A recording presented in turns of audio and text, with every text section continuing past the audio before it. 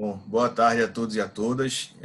Diógenes, amigo, é uma grande satisfação poder ajudar na realização desse evento. E eu digo ajudar porque realmente foi uma ajuda, porque toda a ideia, a idealização, a composição de mesa, o pensamento em quais painelistas chamar, tudo isso partiu de você e de quem lhe ajuda na Comissão de Direito de Saúde da OAB. E a escola está aqui apenas fornecendo a estrutura tecnológica e ajudando na confecção de cards. Eu registro aqui que todo o êxito desse evento, que eu tenho certeza que será exitoso, ele precisa ser atribuído a você e quem faz a Comissão de Direito e Saúde da OAB. É uma grande satisfação poder ter essa parceria, essa interação entre comissão temática e escola da OAB, para a gente poder proporcionar o conhecimento aos advogados pernambucanos. Eu aqui cumprimento e parabenizo mais uma vez você pela realização desse evento. Cumprimento o amigo Vinícius Calado, doutor Vinícius Calado, que tanto me ajudou na escola no ano passado e nesse ano também o fará assim que for possível, né, doutor Vinícius? Que a gente está todo mundo hoje em dia dentro de casa, mas me ajuda muito na questão de direito do consumidor. Cumprimentar a doutora Catarina Lemos, agradecer pela disponibilidade de poder estar debatendo um tema tão importante, o doutor Tiago Pessoa, assim como o doutor Eliezer Way, pessoas extremamente experientes na tratativa da questão do direito médico. E a telemedicina, eu traço uma correlação muito grande com os eventos que nós realizávamos na escola. Fizemos em 2019 369 eventos, todos presenciais, mais de 20 mil advogados atingidos com os nossos cursos, com os nossos eventos, e de uma hora para outra a gente não podia mais fazer eventos presenciais. E é muito aqui a relação do atendimento médico, né, que é via de regra presencial, e agora a gente tem que estar tratando da questão da telemedicina, e isso precisa ser debatido, isso precisa ser conversado, isso precisa ser, na verdade, aprendido. É uma questão de inovação em costumes seculares que nós temos, e que esse debate, por isso, Diógenes, é extremamente importante, extremamente salutar e extremamente necessário, não apenas para o mundo jurídico, mas para a nossa sociedade de um modo geral. Aí aqui fica o meu registro da importância do tema e finalizo já desejando um debate aprofundado e extremamente engrandecedor. Tenho certeza que assim o será. Nosso público aí já ultrapassa, Diógenes, 120 pessoas, só 120 pessoas nos assistindo, já é um público que demonstra a importância da temática, tá certo? E aqui eu desejo a vocês uma tarde e noite aí de debates aprofundados e que nós possamos sair desse encontro mais conhecedores dessa questão da telemedicina e do direito à saúde de modo geral. Muito obrigado, amigo, por poder proporcionar isso para os advogados de Pernambuco. Mário, te agradecer novamente, né? E aqui eu já fico um pouco mais tranquilo para não ser tão rigoroso, que às vezes sou um pouco rigoroso com a questão do horário. Espero então que a gente possa realmente se estender um pouco.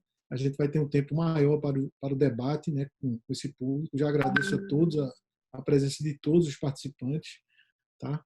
Nós faremos o evento da seguinte forma: eu vou passar a palavra para o primeiro palestrante, que é Vinícius Calado, depois para a Catarina, desculpe, no caso aqui, Vinícius, depois Eliezer, que vai fazer um contraponto, em seguida para a Catarina Lemos e no final para Tiago Pessoa. E aí, depois do início, né, das falas, no final das falas, a gente abre aqui para debate, as pessoas podem fazer os questionamentos, opiniões, sugestões aqui pelo chat, tá? Então, de fato, Mário, esse foi um tema inicial que a comissão decidiu abordar. Aqui eu gostaria também de agradecer a todos os membros que têm se dedicado bastante para responder todos os anseios, questionamentos da sociedade, essa participação importante que nós estamos prestando, a participação em nome da Comissão de Direito de Saúde. A comissão está participando do Comitê de Crise da OAB Pernambuco, né? Temos discutido vários assuntos, várias temáticas. Então, esse tema realmente, telemedicina, foi escolhido para o início de debates, de discussões, tendo em vista a importância que é para todos os atores que estão participando desse momento, principalmente em pandemia, né? Então, tanto para os profissionais de saúde, como para os operadores e principalmente para os usuários, né? Usuários do sistema privado de saúde e principalmente do SUS. Então, a gente sabe, né, através dos estudos que a comissão tem feito, que o Sistema Único de Saúde já implementa a telemedicina. E aqui o meu primeiro registro, eu acho que o nosso maior objetivo como OAB, como membros da comissão e como sociedade civil organizada em OAB Cidadã, a gente tem que lutar muito, sabe, Mário, para que a telemedicina chegue para aquelas pessoas que não têm acesso algum à saúde pública. Então, que a telemedicina venha, mas venha para dar a quem não tem quase nada. Aquelas pessoas, como eu disse recentemente, que moram na Amazônia, por exemplo, nos rios, essa comunidade ribeirinha que passa às vezes 6, 8 horas para chegar num lugarejo. Então, que a telemedicina chegue até a casa dessas pessoas, né? Que o governo federal, estadual, municipal, né, deixando totalmente a questão política de lado, que realmente os governantes possam levar até essas pessoas a saúde, né? Uma saúde de ponta, né? E possam levar essa estrutura, como a OAB tem feito muito bem através da CAP, a questão da mamografia, a OAB tem percorrido já há alguns anos todo o estado de Pernambuco com mamógrafo, chegando até a população, chegando até as advogadas de Pernambuco. Então, que a telemedicina sirva, né, como eu dei esse exemplo, para que chegue até essa população totalmente carente. Então, fazendo essa breve introdução aqui, eu gostaria de chamar o professor Vinícius Calado, que é professor, né, mestre e doutor pela Unicap, professor e coordenador do LLM, Direito Médico e da Saúde, a pós-graduação em Direito Médico da Unicap, em parceria com a Business School, ex-presidente da Comissão de Direito de Saúde da OAB Pernambuco, também ex-presidente da CDC. Tá? Sem maiores delongas, professor Vinícius, meu amigo e sócio, Mário, também, satisfação, meu professor.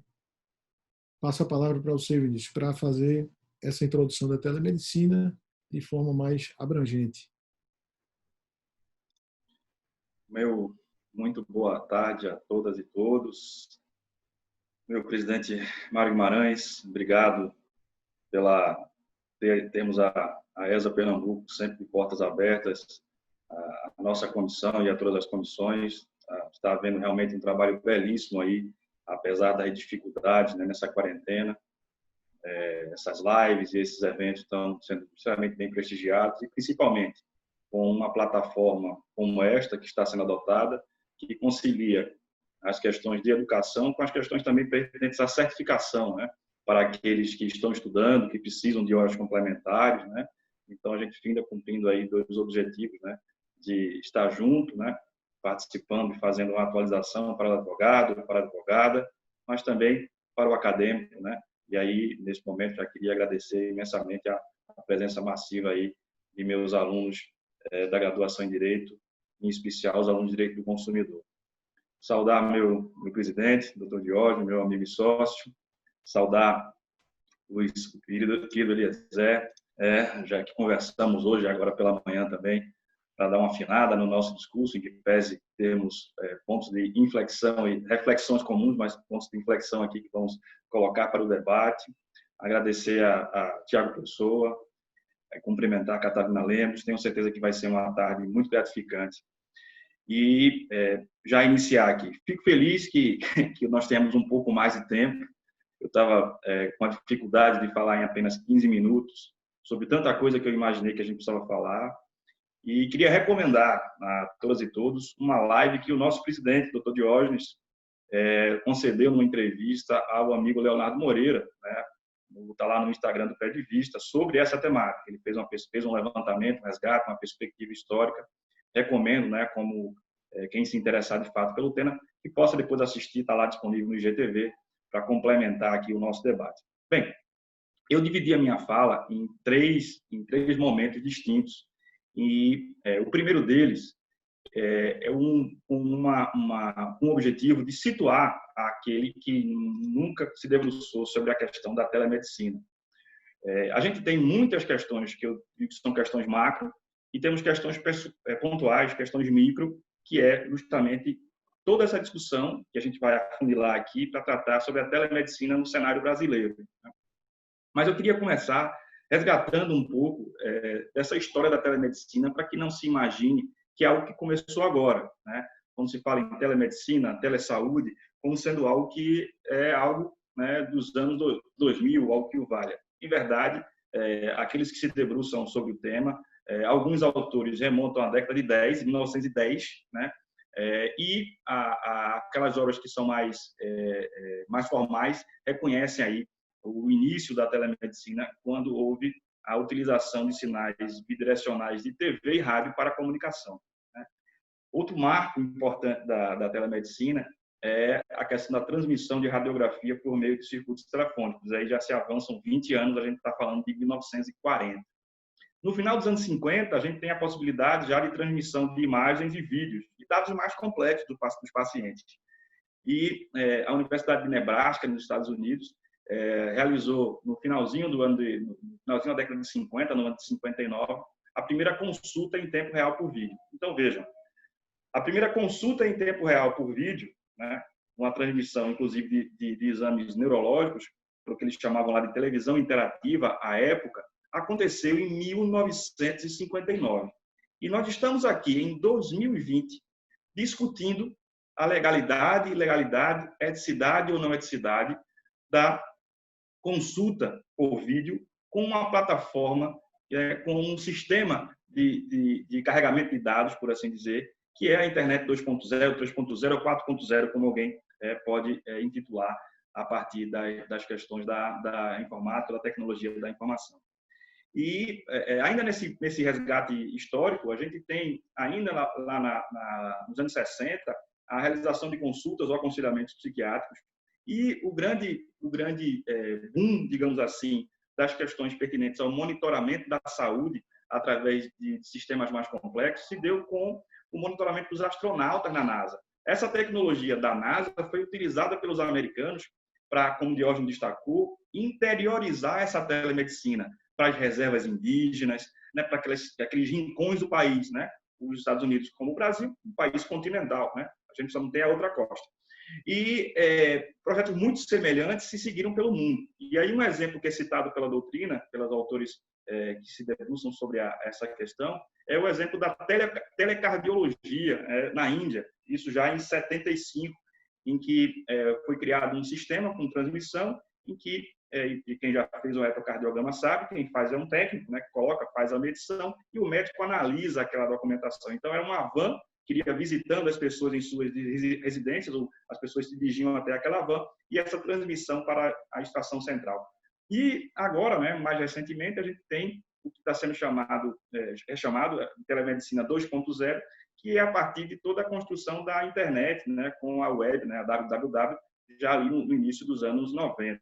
E aí você tem uma série de suportes que não existiam no passado pela transmissão, né, do HTTP, né, a transmissão do hipertexto, né, e aí com uso para educação e com suporte para praticamente todo tipo de informação, né, o que cabe numa página da web e hoje em dia já com a nova revolução com a questão dos smartphones. E aí vem a primeira crítica para fechar esse bloco inicial, que é justamente essa questão. Os médicos clínicos sempre abordaram a questão da falta do toque, a falta da interação com o paciente, que essa interação não é ideal, e aí você teria a perda da qualidade, a perda da confiabilidade, além de uma falta de política clara no sentido do mercado, no tocante a reembolso, né? E aí essas questões todas são colocadas. Quando a gente vai abordar o exercício, daí, indo para o segundo ponto, o exercício da telemedicina, digamos assim, pelo mundo afora, a gente tem as questões que versam, e aí todo ponto de partida, quem for estudar a temática vai verificar que existe uma declaração da Associação Médica Mundial do ano de 99, a chamada Declaração de Tel Aviv. Mas antes mesmo disso, essa telemedicina já era uma realidade, né? Havendo um outro marco, uma lei da Malásia, né? A lei da telemedicina de 97. Mas o texto normativo mais citado e que mais influencia, de fato, no mundo, é essa Declaração de Tel Aviv. E a Declaração de Tel Aviv ela tem uma preocupação primordial, que é justamente a relação médico-paciente. E ela fecha a declaração, a gente não vai ter tempo aqui, a gente tem que fazer só um debate de 1 hora só sobre a Declaração de Tel Aviv, mas o que é primordial, além a partir dessa relação médico-paciente? Se não se deve optar pela consulta de telemedicina, ao menos que se considere que é a melhor opção possível. Tá?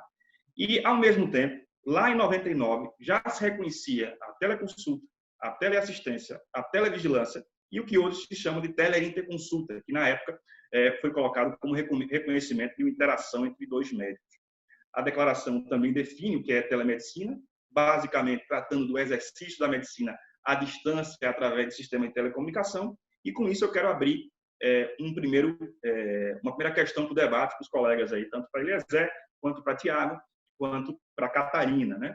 Porque nessa discussão a gente tem um primeiro passo, uma primeira assentada, que é exercício da medicina. Então, se é exercício da medicina, só pode ser feito por médico, sob pena de você caracterizar exercício, né, ilegal de uma profissão devidamente regulamentada no nosso país e pelo mundo afora. Fechando essa questão da Declaração de Tel Aviv e da Organização Mundial da Saúde, a Associação Médica Mundial, a WMA, perdoe-me, existem outras declarações que são pouco referidas pela doutrina, né? Eu destaco 2, né? Uma de 2007, que foi revisada em 2018, que é a Declaração sobre a Ética da Telemedicina, e outra declaração de 2009, que trata sobre os princípios de orientação para o uso da telesaúde e em cuidados de saúde. Né? Nos Estados Unidos, esse serviço de telesaúde é uma realidade, existe um centro federal gratuito, e pelo mundo afora, se você abrir o seu smartphone e procurar por apps em saúde, principalmente nesse momento de pandemia, eu acredito que surgiram muito mais aplicativos para fazer oximetria e medição, né, de monitoramento cardíaco. Né? Então, uma obra desse ano, de 2020, coletando de mais de 140 pesquisadores, reporta que existem mais de 325 mil aplicativos de saúde. Sejam esses aplicativos com wearables, né, com aquele telefone, com o relógio, com N outros, né, acessórios, ou não, em que o smartphone ele pode virar um estetoscópio, um microscópio, um oxímetro, um monitor cardíaco, um ultrassom, e com o GPS a gente pode medir até o nosso sedentarismo, né? A contagem de passos, se eu estou muito tempo parado, né? Os sensores de movimento, e todos esses dados, né, levantam uma outra questão correlata, né? Esse big data aí da nossa saúde, né? Para onde mandamos esses dados, o que é feito com esses dados, para além dos diagnósticos. Hoje em dia, você tem situações em que os smartphones, através de smartphones com aplicativos específicos, é possível dar diagnósticos, inclusive oftalmológicos. Né? A grande conflito, então, que chega aí, né, dos chamados médicos da velha guarda, os acadêmicos e especialistas, é a questão da privacidade, como eu disse. Né? Então, a gente teria aí que esse é um outro ponto para a discussão, né? A questão de potencialidade, né, do exercício da telesaúde, da telemedicina, e a questão da privacidade. Mas o que é que tem de outra ponta como consenso? A gente tem que a telemedicina ela deve ser utilizada para acesso à saúde e também para os melhores cuidados com a população em locais remotos e rurais, como destacou nosso querido presidente Diógenes. Tá bom? E a outro enfoque também em relação ao cuidado de idosos e as pessoas que já estão enfermas para o telemonitoramento. E outra questão que eu jogo para a discussão também, por fim, aqui nessa última parte, já me encaminhando para o final, fazer o debate específico no território brasileiro, é a questão dos países em desenvolvimento, ou assim chamado terceiro mundo em geral, em que a telemedicina não é uma solução, porque a gente tem falta de água encanada, falta de tratamento sanitário, tem muitas outras coisas que precisam ser resolvidas, né? E que realmente demandam um investimento. Bem, último ponto, e aí me encaminhando para o final da minha fala, é a telemedicina do Brasil. Vou fazer aqui, vou remetê-los aqui novamente à exposição de Diógenes, né, anterior, para não cansá-los, mas a gente pode citar como marco aqui no Brasil uma manifestação do Conselho Federal de Medicina do ano de 97, né, através de um processo de consulta feito pela Petrobras, onde foi decidido que o médico poderia exercer um plantão telefônico para assessoria em situações de emergência, oferecendo a sua opinião, né, justamente por conta das plataformas, né, naquela distância, mas sempre em maneira de excepcionalidade, né? Também, em 2012, a gente teve um processo de consulta que foi feito ao CFM, cujo objeto foi uma empresa de telesaúde que realizava telemonitoramento cardíaco, e a conclusão do CFM foi justamente pela aplicação das regras da Associação Médica Mundial e da ANB, surgindo a partir daí, a partir justamente desse parecer consulta, que incluiu todas as PJs, as pessoas jurídicas que desenvolviam essa atividade com o efetivo registro nos conselhos regionais, e aí foi que gerou a resolução 1643 de 2003, que é a resolução vigente que trata da telemedicina no país, define a telemedicina como um exercício da medicina através da utilização de metodologias interativas de comunicação audiovisual e de dados, com o objetivo de assistência, educação e pesquisa em saúde.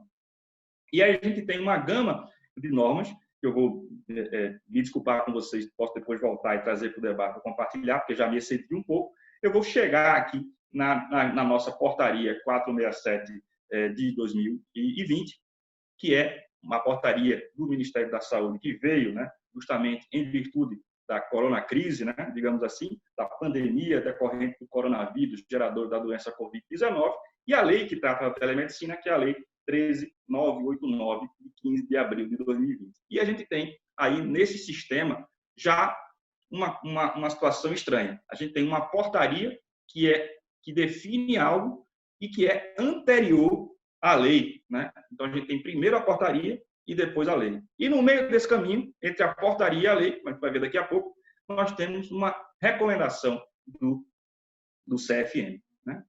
E eu queria destacar aqui para vocês, depois quem quiser depois joga no Google para pesquisar, perguntar, e aí, em tom de jocoso aqui, se vocês conhecem a RUT.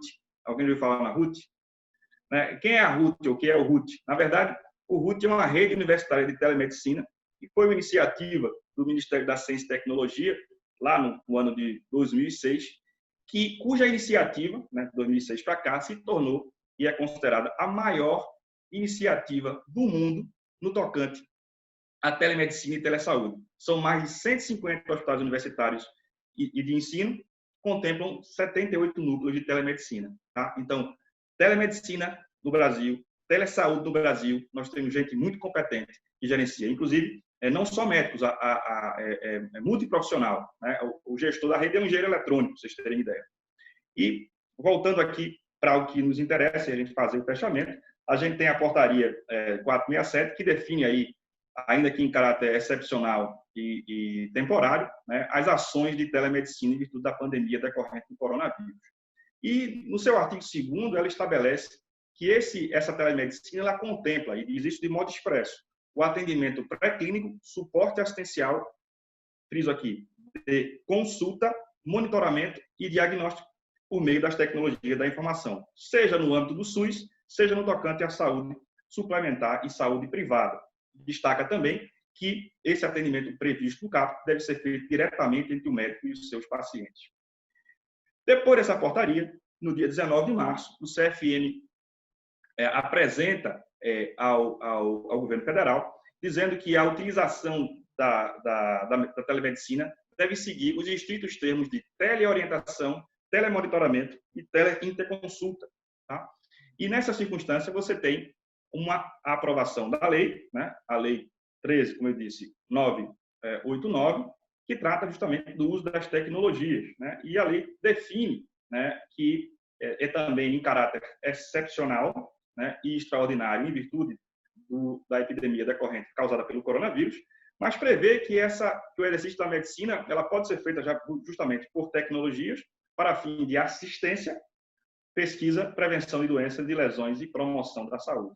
Há um grande reforço do dever de informar do médico, né, seja no tocante aí na relação privada, no tocante ao artigo 6, inciso 3 do CDC, dever de informação, seja os preceitos éticos, nas regras deontológicas do Código de Ética Médica, que tem uma enfaticidade muito grande em relação à autonomia do paciente, estabelecendo que o médico deve informar o paciente de todas as limitações decorrentes do uso da telemedicina, inclusive tudo aquilo que pode ser negativo decorrente da impossibilidade do exame físico durante a consulta. E como ele fala em consulta, há, obviamente, o permissivo da teleconsulta.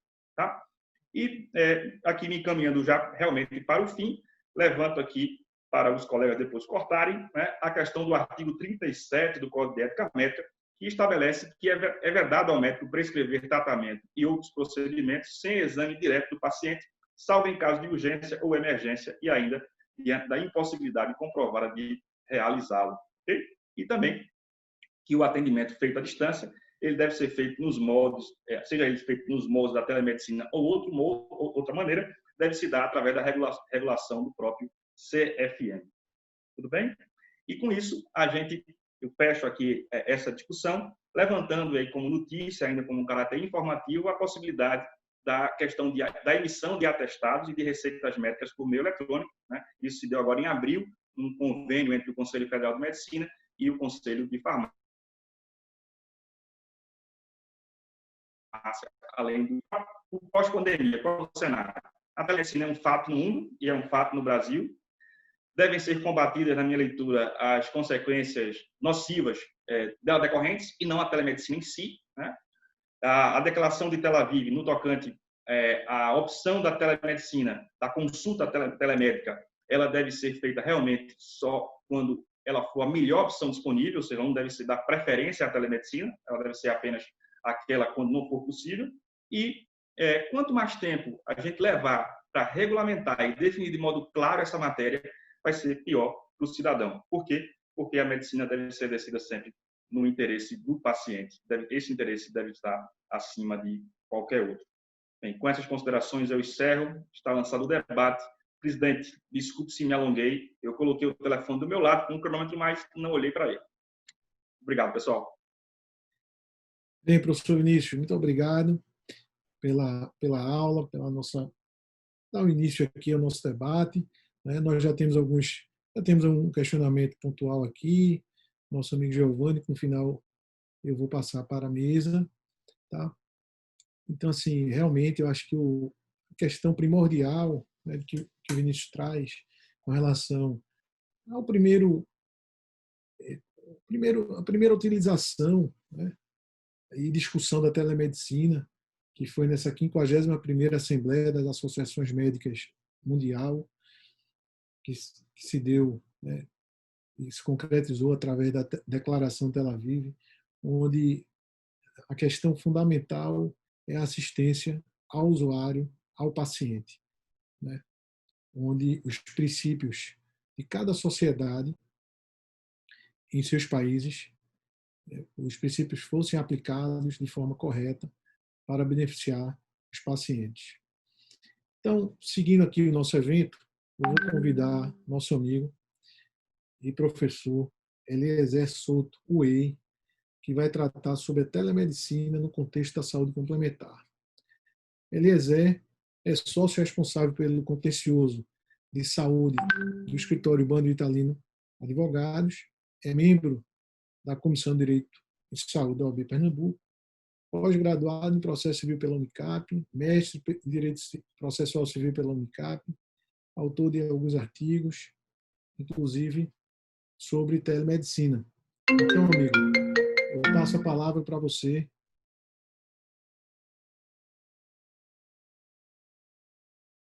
Elisete, está me ouvindo? Obrigado, amigo. Pronto, agora.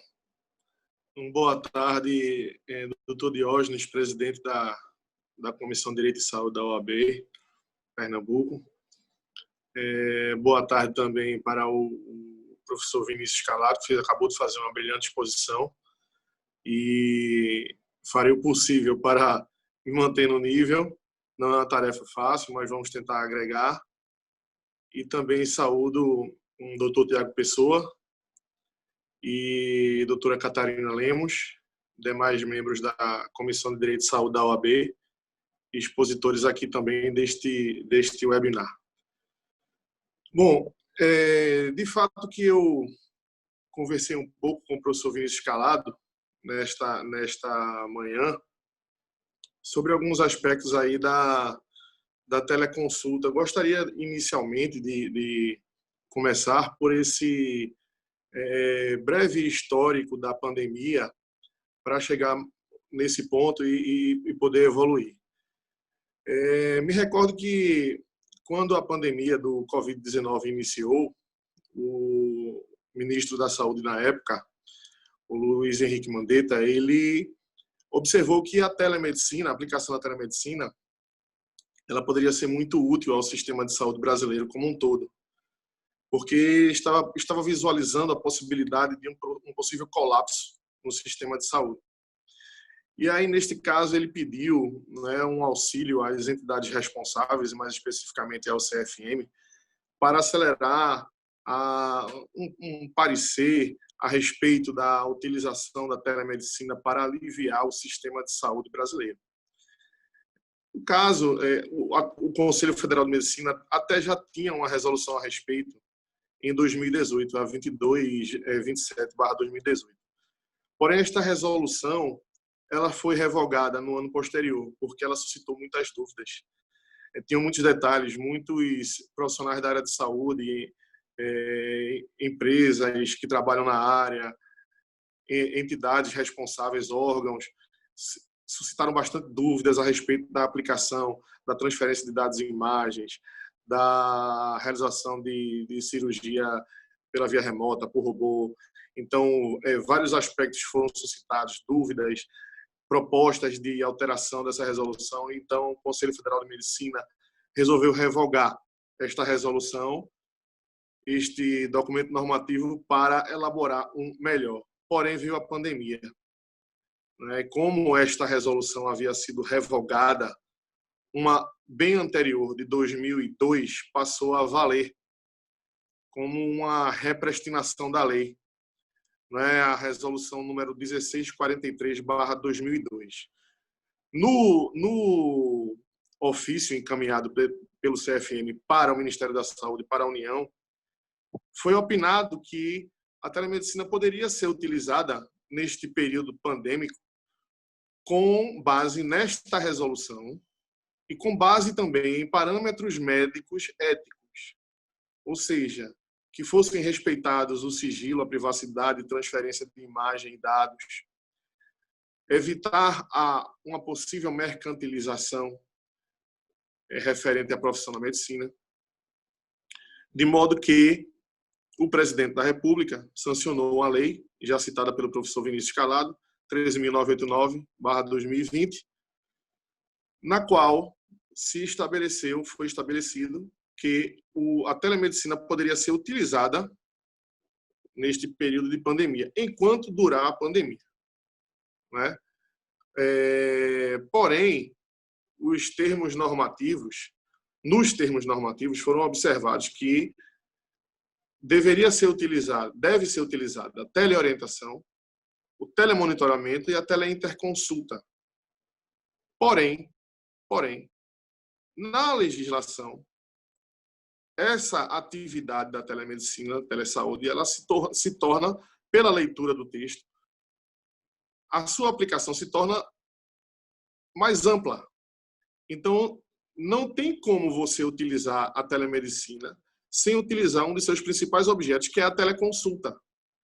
E o próprio Código de Ética Médico, lá do CFM, lá no seu artigo 37, citado pelo professor Vinícius Calado, no parágrafo 1º, lá consta que a teleconsulta pode ser utilizada havendo a devida regulamentação pela própria entidade, que é quem vai regulamentar a atividade médica no nosso país. E conforme a resolução 1643/2002, isso se torna possível. Ademais, eu também observei numa live realizada pelo Instituto Luiz Mário Moutinho, o juiz federal Clênio Jair Schultz ter falado brevemente sobre isso. Ele nos disse o seguinte: olha, se a atividade ela é emprestada com qualidade, com segurança, com eficácia, não há que se falar em penalidade, inclusive ética. Então, podemos ficar seguros que essa atividade da teleconsulta ela pode ser efetivamente utilizada, até porque ela vai auxiliar, vai ser utilizada como um SOS solicitado pelo Ministério da Saúde em combate à pandemia do Covid-19. Pois bem, como isso aconteceu na área da saúde suplementar? Como é que os planos de saúde utilizaram esta atividade no combate, né, à pandemia do Covid. Inicialmente, veja bem, foram abertos diversos canais de atendimentos para a população dos beneficiários. São quase 47 milhões de beneficiários, segundo dados da ANS recentes. E aí, o que acontece? Através dos canais de atendimento via remota, estes usuários puderam ser orientados, monitorados, as consultas foram realizadas de modo a desafogar as unidades de saúde. Esse foi um ponto importantíssimo. O colapso, ele não veio de pronto, podemos considerar assim, porque também a saúde suplementar atuou neste sentido. E existe um outro ponto a se colocar aqui de forma efetiva. Algumas operadoras, seguradoras de saúde, observaram que vários de seus profissionais que estavam ociosos e trabalhavam na atenção primária à saúde puderam ser reativados. Porque a atenção primária à saúde ela pode ser realizada perfeitamente pela via remota, como já vinha sendo realizado de forma tímida. Algumas operadoras faziam isso. Eu me recordo que no ano passado, em agosto, eu compareci ao 15º Congresso Abrange, da Associação Brasileira de Medicina de Grupo, em São Paulo. E eu pude observar numa palestra do Dr. Drauzio Varela que uma das soluções para o gasto demasiado, né, daquela curva alongada de custos na saúde suplementar, que afeta o cálculo atuarial, é justamente a prática da atenção primária à saúde. Então, você vê um atendimento à distância de uma pessoa, por exemplo, pré-diabética, pode fazer com que ela não tenha diabetes no futuro, né? Isso é só um exemplo. Mas a telemedicina pode proporcionar a atenção primária à saúde de forma massificada, de modo que os custos vão diminuir. Porque se isso for feito de forma intensa, o plano de saúde não vai gastar de forma demasiada com aparelhamento, com medicamento, com tratamento médico para aquelas pessoas que só acionam o plano quando tem alguma patologia, quando tem algum problema. O importante é tratar, o importante é prevenir para que essas doenças não aconteçam no futuro de forma tão exagerada. Então, foi isso que o médico Dr. Drauzio Varela falou no Congresso e que se aplica perfeitamente neste momento pandêmico, né, certo? Uma outra coisa, como é que os planos de saúde podem atuar com relação à prescrição médica? Veja, na própria consulta à distância, os médicos podem realizar essa prescrição através da plataforma, com a realização das suas assinaturas digitais, e o farmacêutico ele pode acessar aquela prescrição médica pelo aplicativo, através da sua certificação digital também. Ele faz a checagem daquilo. Ele vai validar o remédio, de modo que, validando aquela medicação que foi passada para o paciente não poderá mais comprar com aquela prescrição médica. É como se o farmacêutico estivesse retendo a segunda via. Então, através de um aplicativo em comum, o médico passaria o remédio, o farmacêutico iria realizar o login, validar, e posteriormente aquele remédio não poderia mais ser comprado. A segunda via estaria, digamos, retida, né? Outra coisa, os planos de saúde eles vão divergindo com relação às posturas de atendimento. Tem alguns que abrem aplicativos e fazem diversas perguntas. Quais são os sintomas que o paciente está tendo, o que é que ele sente em relação à Covid? Esteve em algum local, em alguma unidade de saúde recentemente? Essa unidade de saúde, a operadora de saúde vai verificar se a capacidade estava lotada ou não, né? Enquanto que tem outras operadoras, seguradoras de saúde, que recebem o contato do beneficiário e agendam a consulta com o profissional respectivo. Além do que, havendo a necessidade de comparecimento in loco, a necessidade, então, o profissional de saúde solicitará isso para o paciente, mas a operadora também pode verificar qual o local que está com menos pessoas, né, de modo a evitar maiores aglomerações, digamos, onde está mais próximo da casa do beneficiário, do usuário, e também que não esteja tão lotado para se evitar o contágio, né, ao Covid-19. Outra coisa, como é que se dá o pagamento? Como é que os profissionais estão lidando com essa questão da precificação das consultas? Vejam, numa situação atípica como essa que nós estamos vivendo, né, da pandemia do Covid-19, completamente atípica, tão atípica que a ANS incluiu extraordinariamente no rol, até agora, 7 exames. No início de março, na primeira quinzena de março, incluiu o primeiro, e agora incluiu mais 6. Então, é uma situação muito atípica, não é? Foram inclusões extraordinárias, urgenciais. Eu entendo que o acordo entre o prestador e a operadora seguradora de saúde da precificação é o mais correto a ser realizado. Tudo bem, a ANS orientou que os contratos de prestação de serviço fossem preservados, fossem mantidos. Mas, olha, nós temos que verificar também a questão da proporcionalidade, devido à situação atual do sistema de saúde, para que não aconteça nenhuma desarrazoabilidade.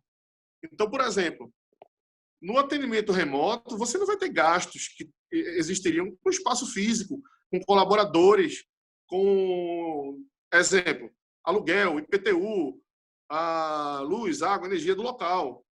É preciso verificar os gastos que o profissional está tendo para realizar o atendimento remoto, né? Se está gastando com internet, quanto, aplicativos pagos ou não, essas plataformas. Então, é isso que tem que ser verificado e acordado caso a caso entre os prestadores e as operadoras e seguradoras de saúde, de modo a se preservar o cálculo atuarial, né, e o equilíbrio econômico-financeiro do contrato. Bom, feito essas pequenas considerações, eu tenho a dizer o seguinte para o pós-pandemia, para o futuro que nos espera. Eu visualizo que a telemedicina ela irá prevalecer. Ela irá prevalecer. Primeiro, eu não acredito que grupos de risco no pós-pandemia em nosso país vão imediatamente para as ruas. Eles vão evitar, sim, aglomerações. Né? Terão medo do contágio. Terão medo de se contaminar. Mesmo que haja um fármaco efetivo no mercado. Eu diria mais, mesmo que haja uma vacina. Porque é natural do ser humano, quando passa por um certo trauma, verificar e observar como a situação está, como a sociedade está se comportando, não é? Para que ele tenha a tranquilidade para voltar à normalidade.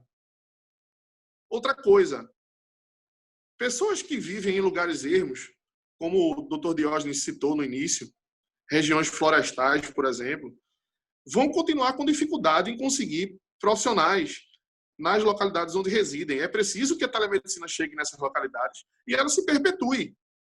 Né?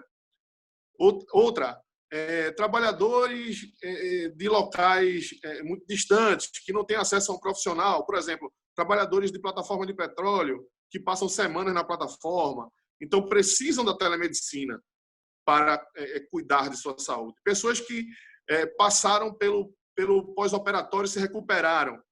Veja, a saúde dessas pessoas não pode restar debilitada, vão precisar de acompanhamento médico, né, para preservar o seu estado de saúde. Outra coisa, nesta mesma live que eu assisti, né, do Instituto Luiz Mário Moutinho, o juiz federal Jair Clênio Schultz, ele soltou um argumento interessantíssimo e, na sequência, uma pergunta que eu gosto de replicar em situações como essa aqui de debate. A legislação, número 13.989/2020, nela consta o fato de que a telemedicina ela deve ser utilizada enquanto durar a pandemia. Tem autorização enquanto durar, né, o problema do Covid-19. A pergunta do juiz federal foi a seguinte: quando acaba? Não é? Porque mesmo que exista um fármaco efetivo, mesmo que exista uma vacina, e aí, gente, será que acabou? É preciso verificar o comportamento da sociedade, é preciso verificar se o contágio diminuiu realmente, se está tendo eficácia na prática da utilização do fármaco, da vacina, para sabermos, não é, se realmente finalizou a crise. Então, como vários profissionais estão falando, nós teremos um novo normal. Então, é preciso também identificar esse aspecto. A telemedicina ela não pode parar, ela não pode retroceder. Inclusive, nós tivemos até o momento bons resultados, pelo que verifico. Então, eu tenho, só para finalizar, dado algumas entrevistas, dentre elas no Jornal o Globo, Agência Rádio Web, e tenho falado sobre esse aspecto. Tenho dito de forma segura e tranquila que, tendo segurança na transmissão de imagem, dados, qualidade na entrega, não há que se falar em penalidade, a teleconsulta deve prevalecer, a telemedicina com suas modalidades, a teleorientação, o telemonitoramento, e acredito que isso seja parte do nosso futuro. Nós vamos aprender a conviver com isso, como já estamos fazendo. Eu, então, encerro por aqui, agradeço a todos que tiveram a paciência de me ouvir, agradeço a oportunidade também, espero ter agregado, e devolvo a palavra ao presidente, Dr. Diógenes. Eliezer, agradecer as suas explanações, né? Parabenizar pelas colocações, né?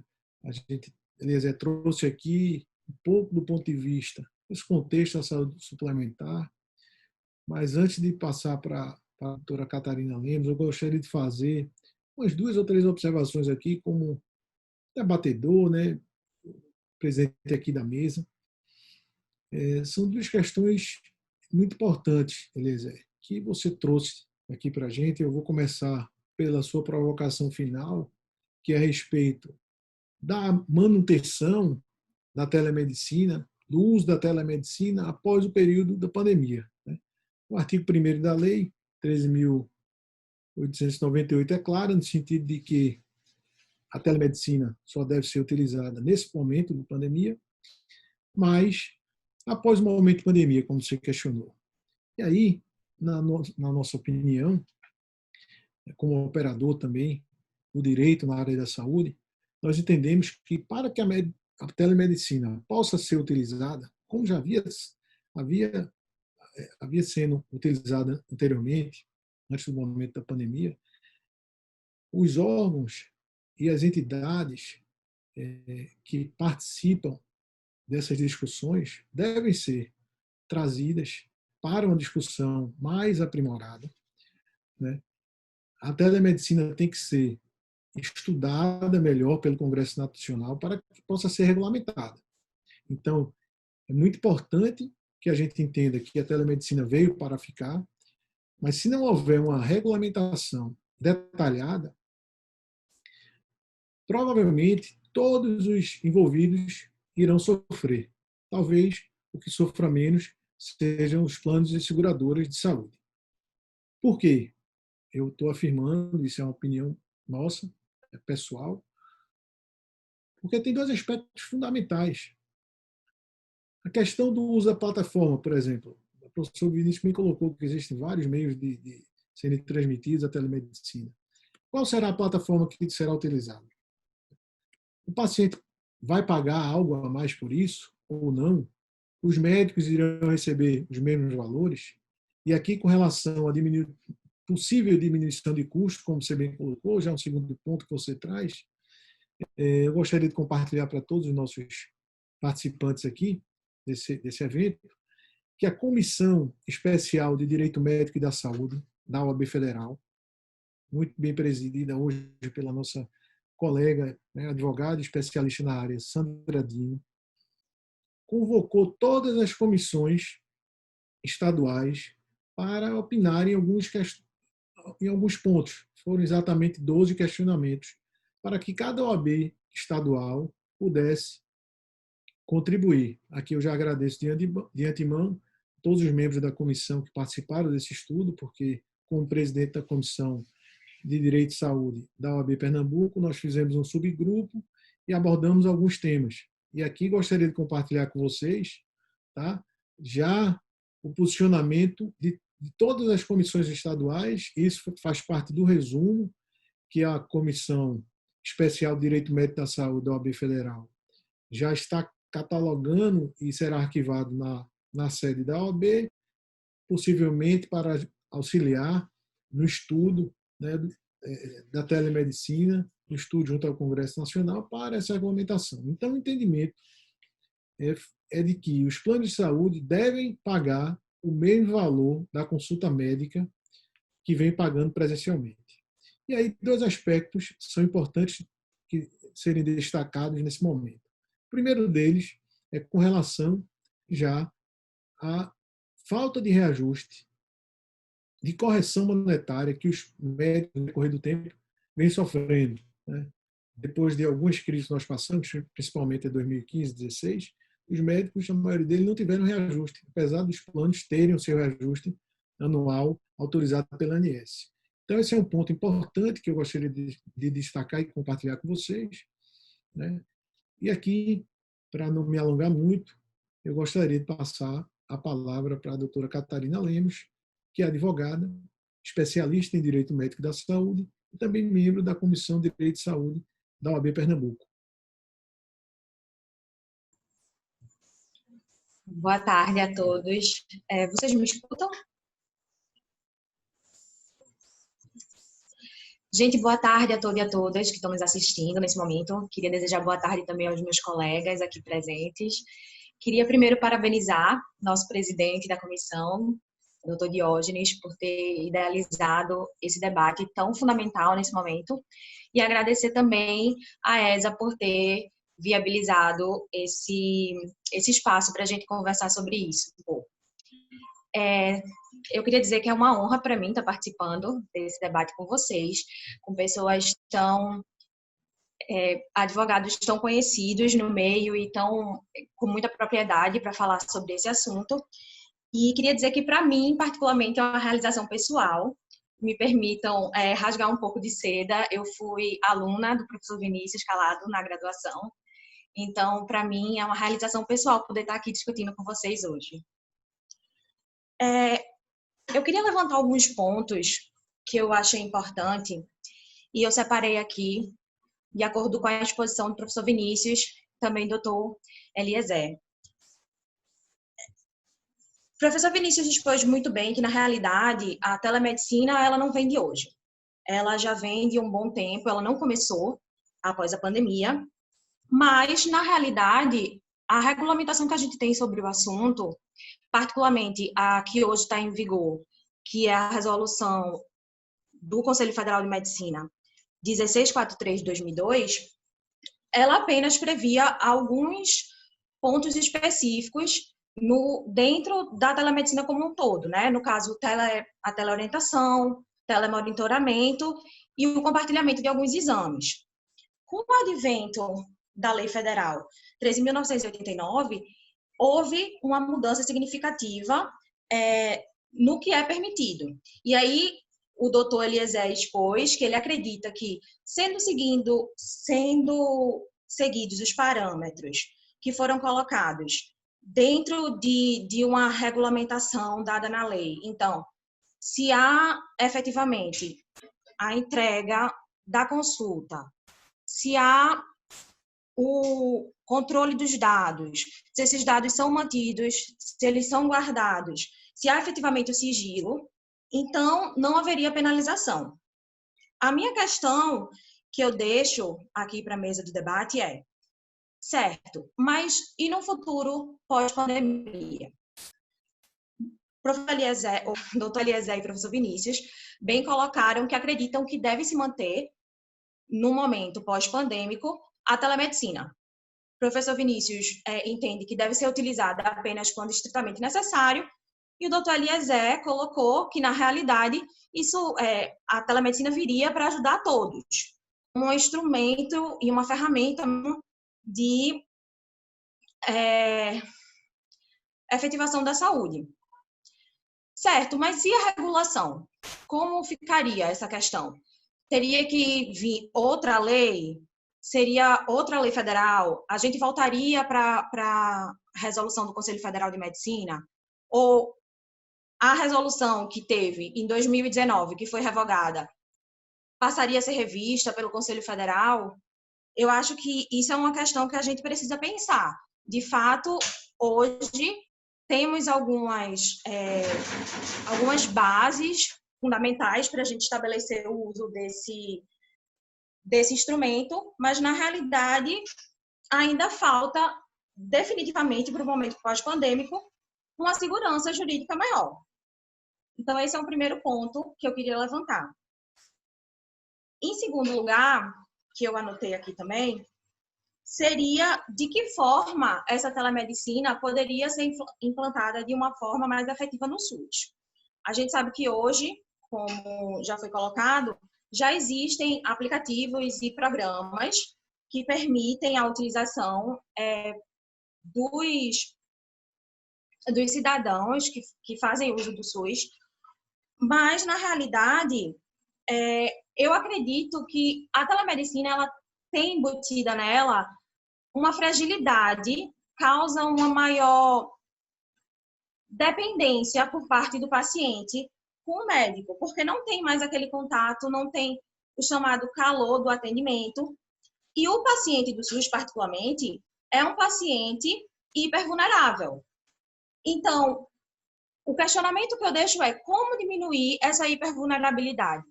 Porque, a princípio, num panorama de teleinterconsulta, ou seja, onde existem 2 médicos, um em cada polo, é muito mais fácil a gente viabilizar esse tipo de atuação através das tecnologias de informação no SUS. Entretanto, e se fosse uma consulta direta? De que forma isso poderia ser feito? Existem alguns pontos positivos e alguns pontos negativos. E um deles é que nem toda pessoa que faz uso do Sistema Único de Saúde possui, por exemplo, acesso à internet ou a um smartphone. E de que forma, então, ela poderia ter essa consulta direta com o médico? Seria através de um sistema, seria integrado pelo governo federal, talvez, ou, de repente, pelos governos estaduais? Não sei. É um questionamento que eu acho que é importante a gente colocar e pensar um pouco sobre isso, porque, na realidade, são as pessoas que são mais vulneráveis. No contexto dos planos de saúde e das seguradoras, é certo que quem faz uso, quem é beneficiário, quem faz uso desse tipo de serviço, possui melhores condições, então, teoricamente, teria condições de arcar com acesso à internet, com o smartphone e até o próprio conhecimento e a familiaridade de se utilizarem os aplicativos, o meio digital. Então, eu gostaria de deixar para vocês essa pergunta: como é que pode ser efetivada essa questão da telemedicina no âmbito do SUS, considerando que o paciente que faz uso do SUS, ele é mais vulnerável? E outro ponto importante que teve na fala também do professor Vinícius e do doutor Eliezer, que foi com relação aos receituários eletrônicos. Eu queria levantar a seguinte questão. Eu sei que já existem vários aplicativos e que isso foi regulamentado entre o Conselho Federal de Farmácia e o Conselho Federal de Medicina. Mas a pergunta é, na Lei 13.889, há previsão do uso da assinatura eletrônica através do sistema ICP Brasil, mas também há a possibilidade, e aí eu acredito que seja no inciso 2º que ele fala, que se houver você identificar a assinatura do médico e o seu registro no Conselho Regional, também valeria, as receitas seriam válidas e os atestados, contanto que elas fossem aceitas por ambas as partes. E aí a minha pergunta é, seria possível, então, a utilização de receituários e atestados por meio de foto? Porque já foi tentado alguns conselhos regionais, inclusive o Conselho Regional da Bahia, se não me engano, quando eles editaram a resolução que tratava um pouco mais sobre telemedicina no âmbito, né, do estado da Bahia, eles, a princípio, colocaram essa possibilidade. Então, seria possível utilizar as receitas através de foto e também os atestados, que poderiam ser enviados para o empregador, enfim. Mas, posteriormente, isso foi retirado. Acontece que eu entendo que, no período que a gente está, de grande dificuldade, isolamento, restrição de locomoção, enfim, restrições financeiras, não seria, então, mais sensível permitir esse tipo de utilização, já que hoje a foto captura efetivamente o receituário, e hoje o receituário ele é aceito apenas com a assinatura manual e o registro do médico no Conselho Regional, talvez fosse interessante pensar nisso, pelo menos durante esse período pandêmico. E, por fim, para terminar a minha fala, outra questão que eu queria levantar é com relação à segurança dos dados.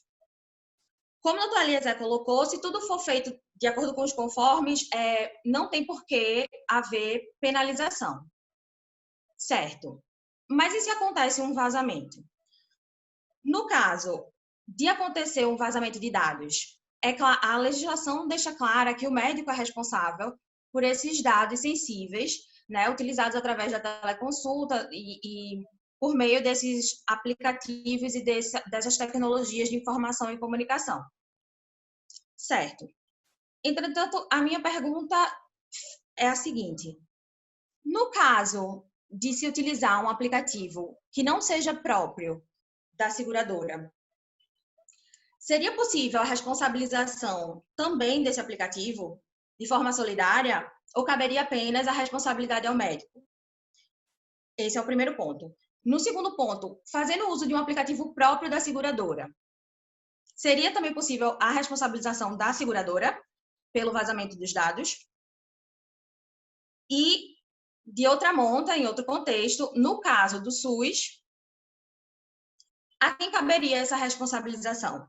O médico, como servidor público, seria responsabilizado pessoalmente ou seria responsabilizado o Estado ou o hospital do qual ele faz parte do quadro?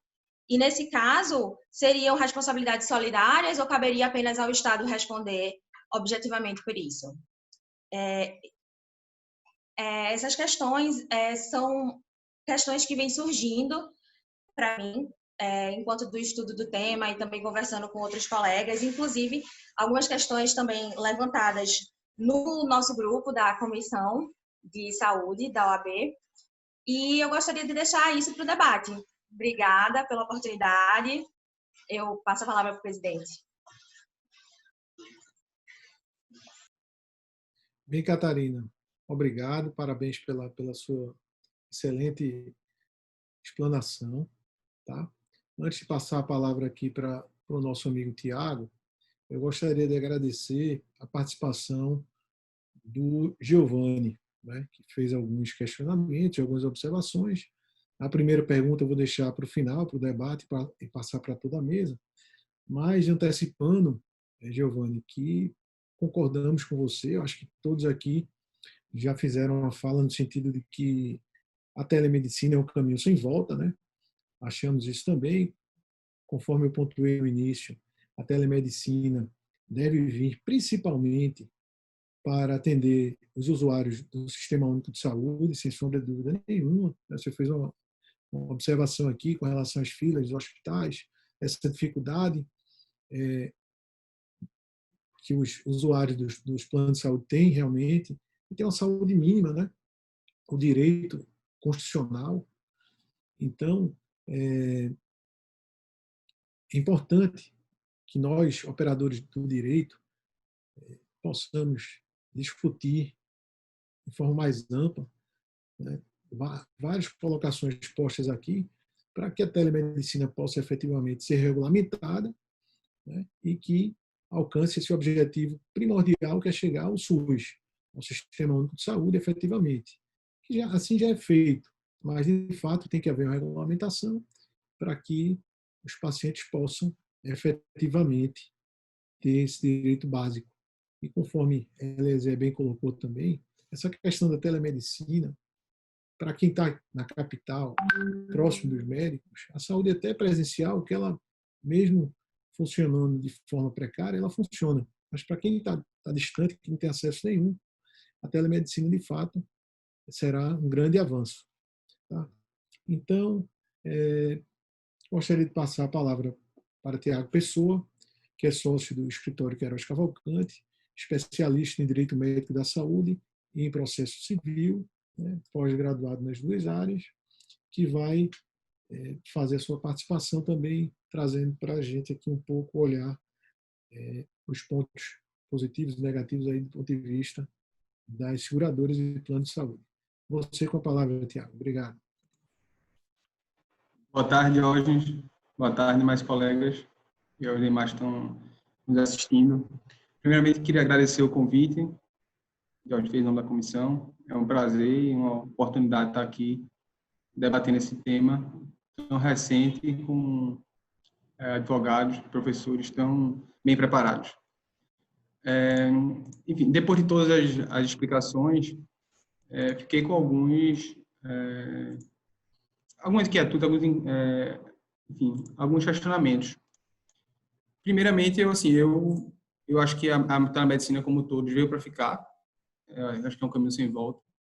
Naturalmente, precisamos de regulamentação para o período pós-pandemia, e uma regulamentação só pela quantidade de questionamentos que a gente teve aqui nesse pouco tempo de debate, a gente já vê que precisamos de muita coisa precisa ser regulamentada, mas eu vejo como um avanço, naturalmente, um avanço primeiramente para o paciente, e que já entrando no debate, enfim, eu vi que foram alguns pontos de discussão. Acho que a telemedicina, mesmo sendo advogado, enfim, eu tenho um lado, sou advogado e operador de plano de saúde, mas eu acho que a telemedicina deve vir primeiramente para atender a necessidade do paciente. Após atender a necessidade do paciente, as operadoras de plano de saúde e os médicos, enfim, todos os profissionais que estão envolvidos nisso, devem adequar o seu modelo de negócio para que seja, enfim, que vise ter interesse do paciente. Eu não vejo, pelo menos hoje, na realidade atual, como ser uma imposição a um paciente o atendimento por uma telemedicina. Ainda para o SUS, ainda no caso do SUS, enfim, o dever do Estado é fornecer saúde, enfim, ampla, né, e de acesso para todos. Hoje a gente tem um problema grande no SUS, questão de filas, como bem citou Catarina, mas a telemedicina também não pode ser algo imposto, mesmo o SUS que tem essa dificuldade toda, porque muita gente não tem acesso, muita gente não tem nem, vamos dizer assim, familiaridade com a tecnologia. Mas é um avanço grande, sim, não tenho dúvida. Como bem falou o professor Vinícius, não é de hoje que existe a telemedicina, que pese estar tão em evidência em virtude desse momento de pandemia, mas nós mesmos já fazíamos telemedicina, já éramos atendidos por telemedicina, ainda que informalmente. Quantas vezes não ligamos para amigos, médicos, enfim, parentes, e estou com uma dor aqui, o que é que eu devo tomar? Passa uma receita e o médico ia lá e não, tome isso, tome esse remédio. Então, você acabava que tinha um atendimento ali, ainda que fosse informal, querendo ou não, uma telemedicina. Enfim, existia a responsabilidade inerente àquela, vamos dizer assim, aquela consulta. E hoje, trazendo para a luz esse tema, eu acho que tem uma oportunidade ímpar na medicina, principalmente, ao meu ver, que eu acredito que deveria ser assim, a área da medicina que mais deve receber uma atenção, que eu vejo que tem maior potencial, é a medicina de saúde primária, aqui vai ter aquela primeira assistência, a medicina da família, que é muito focada na prevenção. A gente vê hoje que, como bem falou Eliezer, é a questão da prevenção para diminuir os custos também do operador de plano de saúde, enfim, que os custos, enfim, é atuarialmente revertido para todos nós que somos usuários. Todo ano vai ter os reajustes naturais. Então, quanto mais diminuir esse custo, mais pessoas terão acesso à saúde suplementar, porque não vai ficar tão impeditivo os preços. E principalmente da longevidade. Já existia, eu, enfim, me preparando hoje para esse debate, fiz alguma pesquisa e vi que já tinha uma empresa, Amparo Saúde, foi fundada em 2017, por um médico no estado de São Paulo, e que ela já é toda voltada para a telemedicina. Existe a possibilidade de um atendimento presencial, mas o primeiro atendimento, tudo para telemedicina, tem aplicativo, enfim. E hoje eu vi que ela já é credenciada de vários planos de saúde. E agora, naturalmente, a medicina que ela presta é a assistência primária, e principalmente a medicina da longevidade. Realmente é a questão da prevenção. Você não tem um problema grave de saúde, mas ele está ali para fazer que você faça os exames, previna, e ainda mais hoje que você tem uma facilidade tão grande na realização dos exames. Já tem empresas enfim, que coletam sangue em casa, ou seja, você não precisa nem sair do seu escritório se quiser.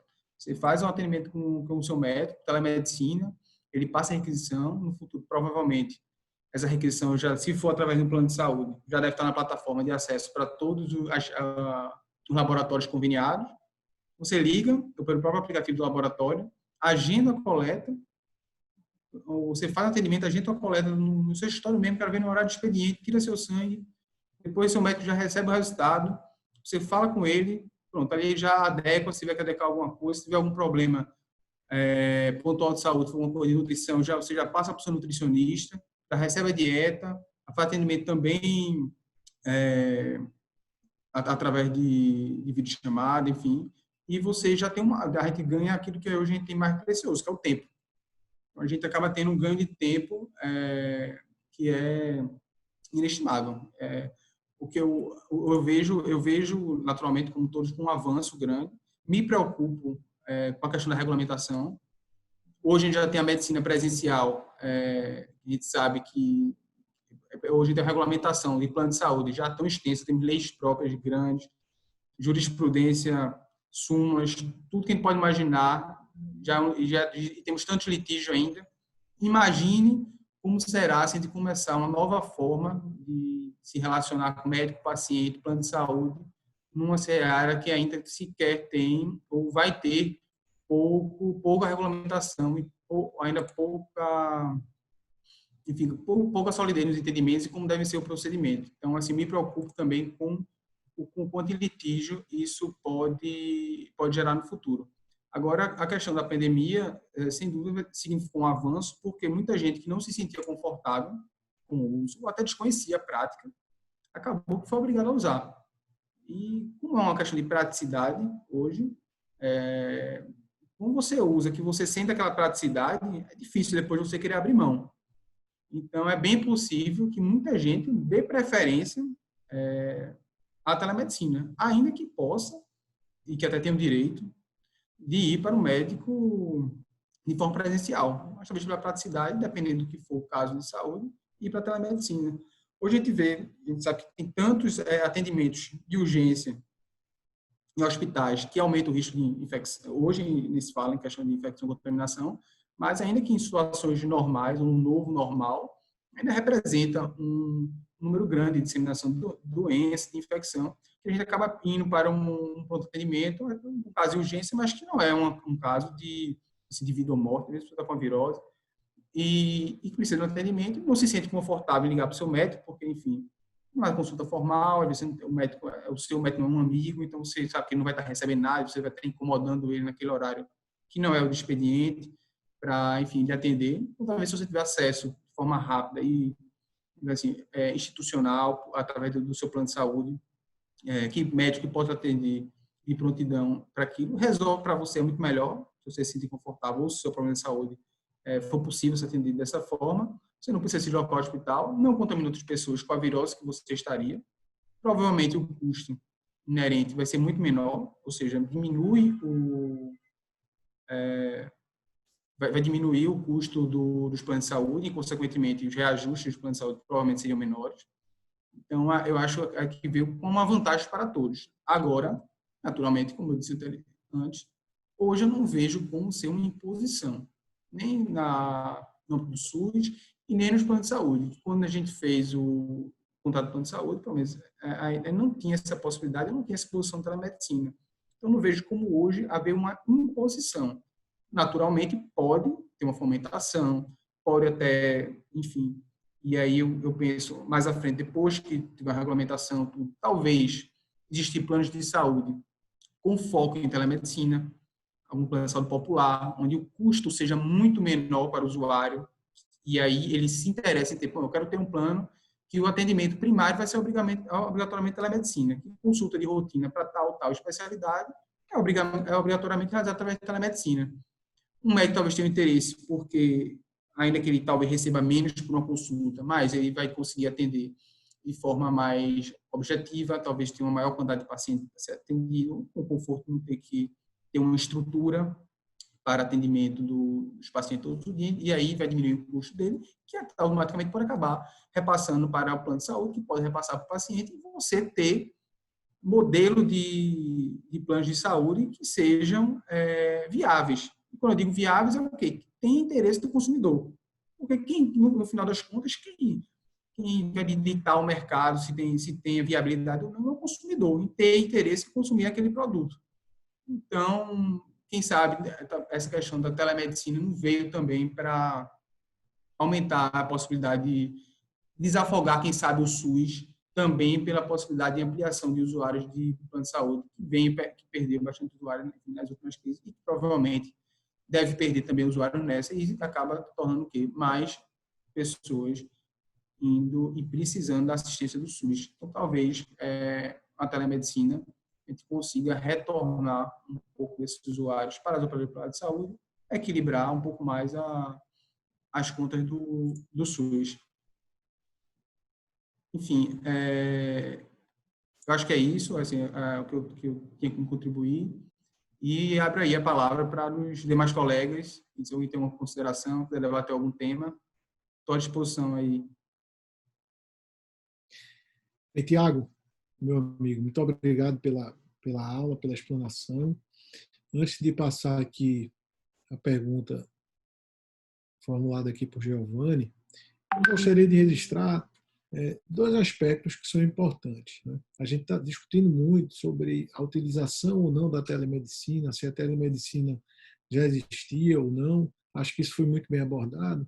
Nesse aspecto, eu gostaria apenas de registrar que desde 2009, né, mais de 10 anos, que o Conselho Federal de Medicina definiu e normatizou a teleradiologia. Então, reconheceu essa especialidade médica como uma especialidade que é possível ser trabalhada através da telemedicina, né? Fora a teleradiologia, nós temos conhecimento que algumas outras áreas já atuam de forma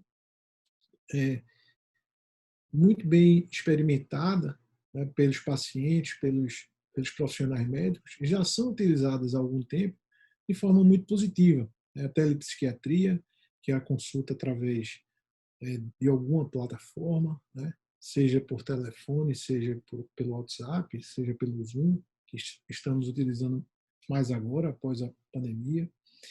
A teleradiologia, já como mencionada, e principalmente a teleinterconsulta, que já é utilizada há muitos anos.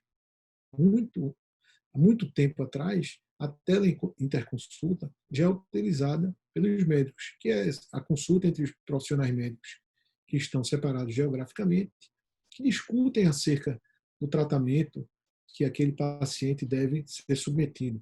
Então, um médico conversando com o outro acerca do tratamento que o paciente está sendo ou vai ser submetido, que pode ser através, inclusive, da teleinterconsulta, né? Ela pode ser feita pelo telefone, onde o médico conversa com o outro. E aí várias discussões e regulamentações têm que ser abordadas. Com relação à questão da teleinterconsulta, como é que vai se dar a questão do consentimento formado, né? O grupo, como eu mencionei anteriormente, o grupo que foi formado pela Comissão de Direito Médico da Saúde da OAB Nacional, nós chegamos à conclusão que se o médico for utilizar os dados sensíveis do paciente, o nome do paciente, a situação e tal, ele deve sim obter o consentimento formado antes de conversar com outro médico, né, para obter essa informação. Então, eu gostaria de fazer esses 2 registros e espero que Tiago Pessoa esteja falando pela boca de um anjo que, se a telemedicina for implementada, os reajustes de plano de saúde serão menores. Isso seria importante também as operadoras e a ANS conversarem antes de regulamentar para deixar isso bem amarradinho. Se a gente for usar a telemedicina, o percentual que for utilizar, a gente aplica um índice menor de reajuste. Querendo ou não, a questão do reajuste, do aumento abusivo, faixa etária ou não, que muitas vezes não está bem regulamentado e bem previsto no contrato, é objeto de várias demandas judiciais em todo o Brasil.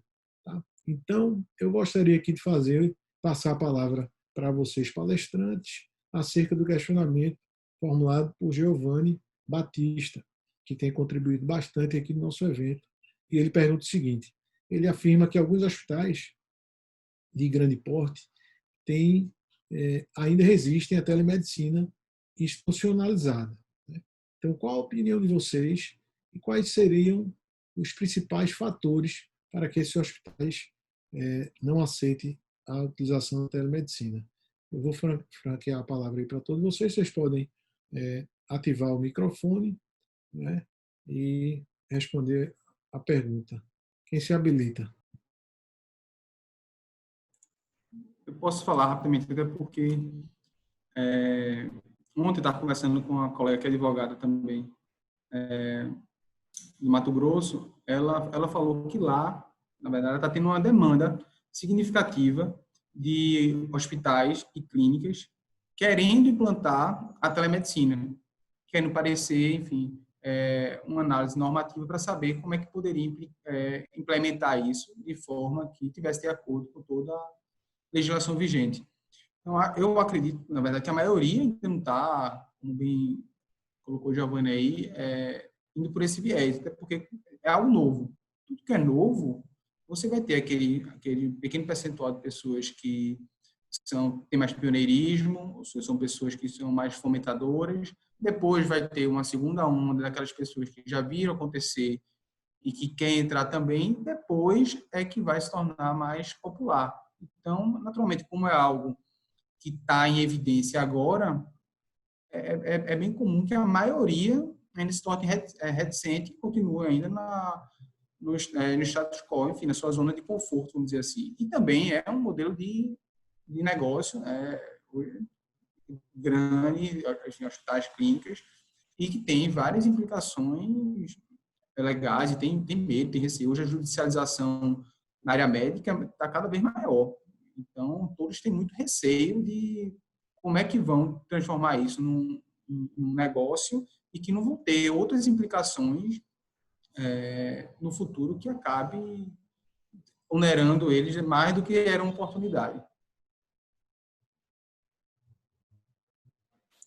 Eu vejo também, só complementando isso que o Tiago falou, está com toda a razão, certo? Eu acho que o Tiago tem toda a razão nesse aspecto, porque não só a velha guarda médica, e uso essa palavra com todo o respeito, tá? Pessoal mais conservador, como também profissionais novos que escutam esses conservadores falarem, bem como pessoas que passaram, profissionais de saúde que passaram por isso, né, por essa judicialização, por essa responsabilização, e aí a gente pega um pouquinho daquele gancho dos questionamentos que Catarina Lemos fez, que evidenciam a responsabilidade pessoal do profissional de saúde, mas muito se fala também em responsabilidade solidária. da unidade de saúde, na medida em que ela contribuir para eventual dano. E esse dano pode ser o vazamento da informação, do dado, da imagem, né, daquele sigilo que tem que existir com segurança. Se essa segurança não funciona, termina que, num primeiro momento, aparentemente, todos serão responsabilizados. Então as unidades de saúde, elas são reticentes quanto a isso, elas temem eventuais responsabilidades. Isso é normal. Até que façam testes e ponham em prática as plataformas a serem utilizadas e visualizem que realmente aquela atividade ela é segura. Então, para algumas que não têm a expertise da tecnologia, né, da aplicabilidade disso, vai demorar um pouco. Vai demorar um pouco mais. Alguém mais quer fazer usar a palavra com esse questionamento? Não, então, Catarina. Eu queria só complementar, porque, na verdade, nem complementar, só fazer uma observação mesmo. Eu concordo demais com o que o Dr. Tiago e o Dr. Eliezer falaram. Um outro ponto curioso com relação a essa... Catarina. Eu tive que botar o fone, só um minuto. Dá para escutar agora? Agora melhorou. É porque o meu vizinho achou um momento propício para escutar som, aí eu tive que botar o fone para escutar vocês, desculpa. Um ponto interessante e que eu tenho visto em algumas lives é a grande dificuldade, na realidade, tanto do profissional de saúde, no caso do médico, quanto dos hospitais e das clínicas, de lidarem com os diversos e diferentes aplicativos e sistemas. Então, cada operadora de saúde tem feito o seu próprio sistema de utilização, de consulta, de receituário. Em contraponto, existem os aplicativos também disponíveis. De outra monta, tem também a possibilidade de utilização da assinatura eletrônica nos documentos próprios de Word, de computador. Então, eu acho que essa situação de pluralidade e essa falta de regulamentação e de um modelo em si a se seguir é outro ponto que também dificulta muito a implementação e causa muito receio nas clínicas e também nos profissionais de saúde de utilizarem dessa ferramenta que tem tudo para ser importante, tem tudo para ser um instrumento verdadeiro de efetivação da saúde em si, mas que ainda está muito solto, está muito... Desculpa a linguagem, mas está muito jogado ainda. Então, toda essa questão, tanto da segurança jurídica, em termos de responsabilização, quanto da segurança dos dados. Outro ponto muito importante é um modelo, é se estabelecer um padrão de como isso vai ser utilizado, como é que isso vai poder ser implementado, para que, então, as pessoas se sintam mais seguras, inclusive, de fazer uso do instrumento. É só isso.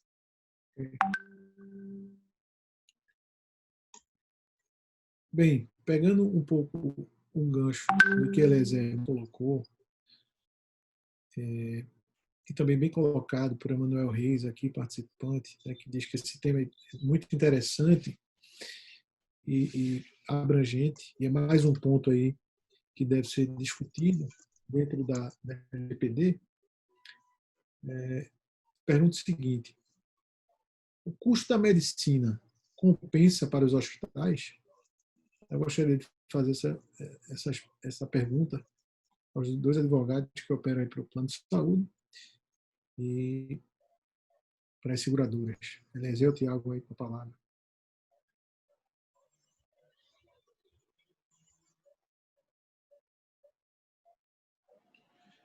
Quer falar, Tiago?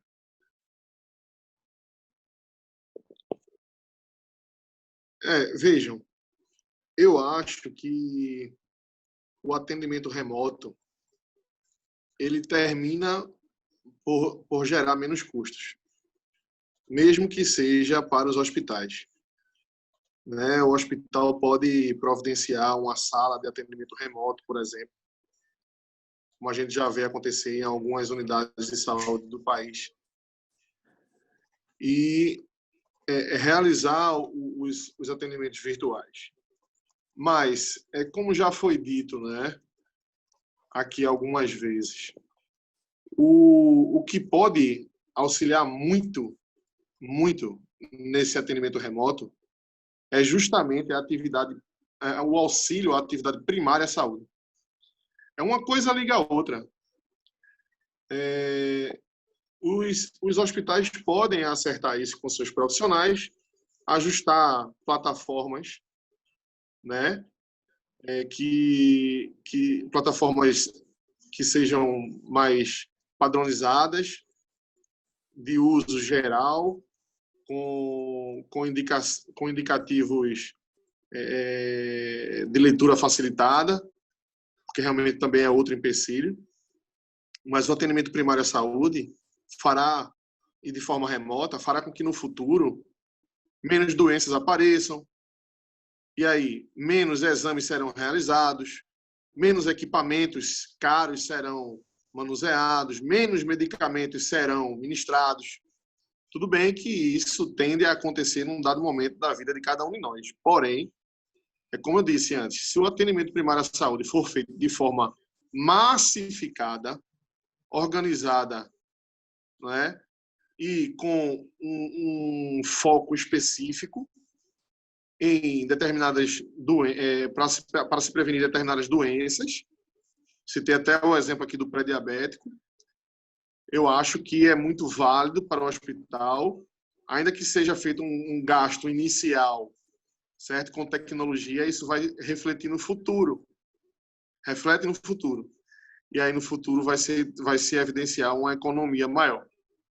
Eu acredito muito nesse ponto, certo?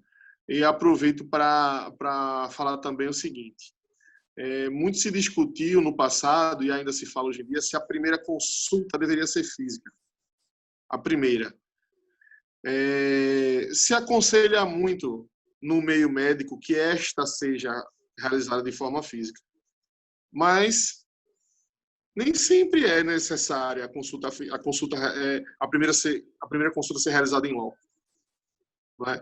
Um clínico pode, através de mesmo que seja uma primeira consulta, através da verificação, né, o paciente realizando aquele exame à distância, identificar o que é que pode estar acontecendo de mal com o usuário. Havendo a estrita necessidade, então, ele vai solicitar a presença do paciente. Bem, quer fazer alguma observação, Tiago?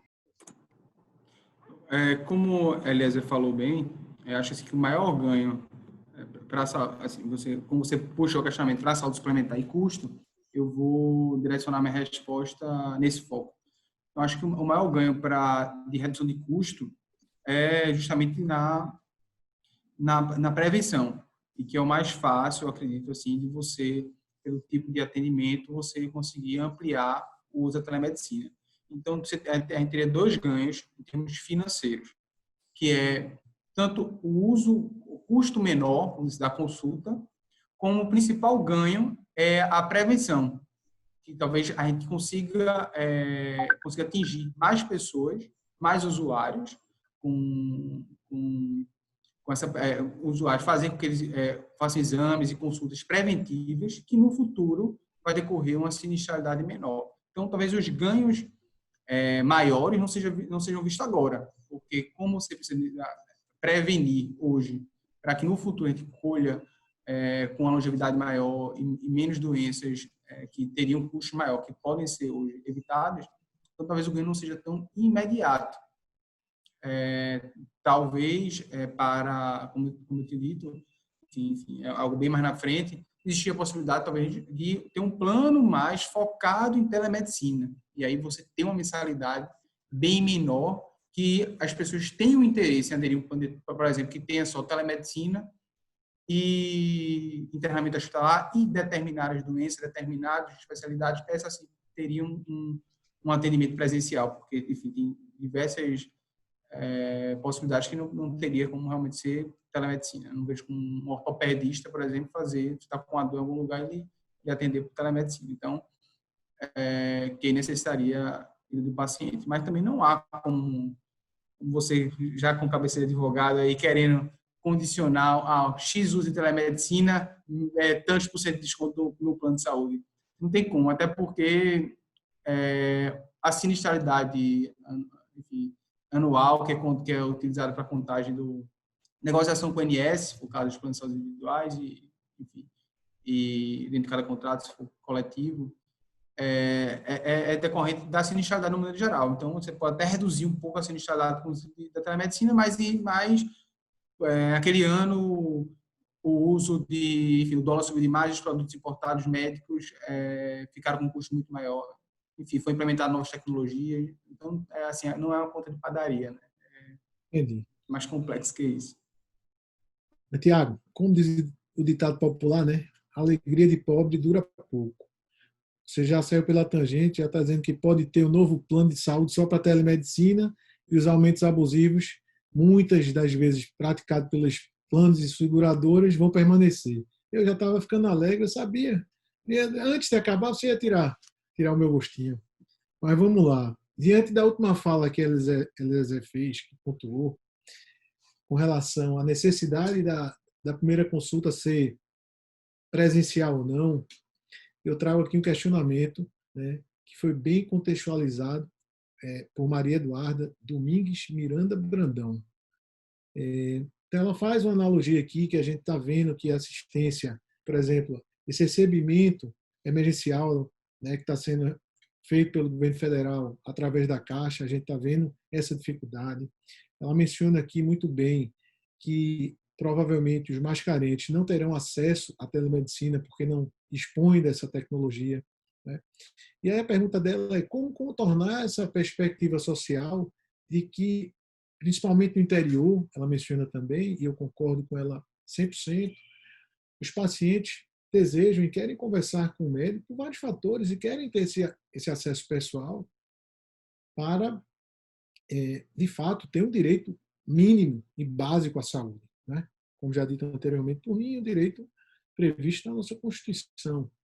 Então, nesse contexto, eu acho, sabe, Maria Eduarda, que é muito difícil superar essa expectativa, né, da população mais carente, tá? Penso um pouco diferente de Eliezer, no sentido de que essa primeira consulta, eu entendo que deve ser presencial, tá?